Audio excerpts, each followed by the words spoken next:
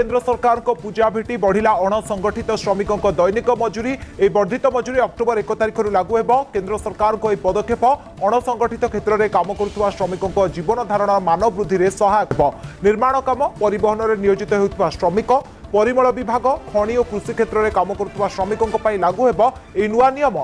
कुशली अणकुशली अर्धकुशली और अति कुशली श्रमिकों को वर्धित मजूरी मिल। अणकुशली श्रमिकों मजूरी बढ़ी दिन को 783 टंका होता बेले अर्धकुशली श्रमिकों मजूरी दिन को 868 टंका।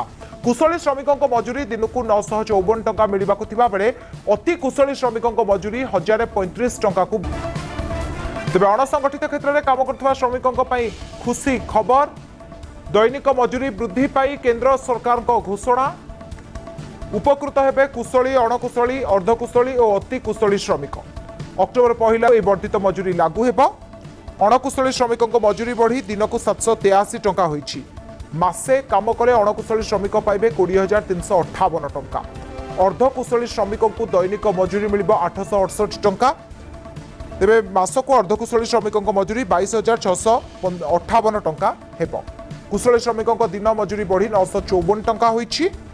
मासको कुशली श्रमिक पाइबे 6,804 टंका। अति कुशली श्रमिकों दैनिक मजूरी 1035 टंका को वृद्धि एवं मासको अति कुशली श्रमिक पाइबे 26,910 टंका। पूर्व अप्रैल 2024 दैनिक मजूरी वृद्धि करथिले केंद्र सरकार।